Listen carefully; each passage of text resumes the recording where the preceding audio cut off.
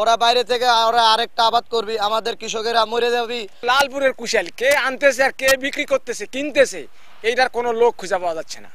আপনি দিবেন ওখানে লোকমান পুঁজি দিবেন আপনি।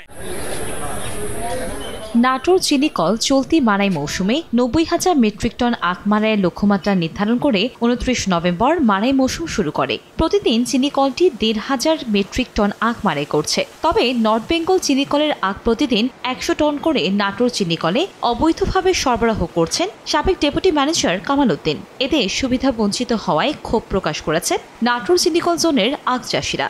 ওরা বাইরে থেকে ওরা আরেকটা আবাদ করবি, আমাদের কৃষকেরা মরে যাবি। লালপুরের কুশাল কে আনতেছে আর কে বিক্রি করতেছে কিনতেছে এইটার কোনো লোক খুঁজে পাওয়া যাচ্ছে না।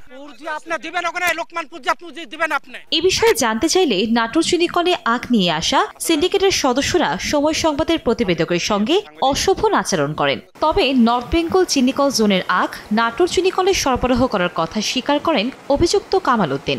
আমি নিজে লালপুর থেকে আনছি এই কারণে যে আমি আগে আখটা দিলে আমি আমার সাথী ফসল করতে পারবো, এই স্বার্থে আমার স্বার্থে আমি দিছি। তবে অবৈধভাবে আখ আনার বিষয়ে কথা বলতে রাজি হয়নি নাটোর চিনিকল কর্তৃপক্ষ। বক্তব্য দেন নাই না, আজকে আর কি বক্তব্য। অন্যদিকে আখ পাচার ঠেকাতে উদ্যোগ নেওয়ার কথা জানায় নর্থ বেঙ্গল চিনিকল কর্তৃপক্ষ।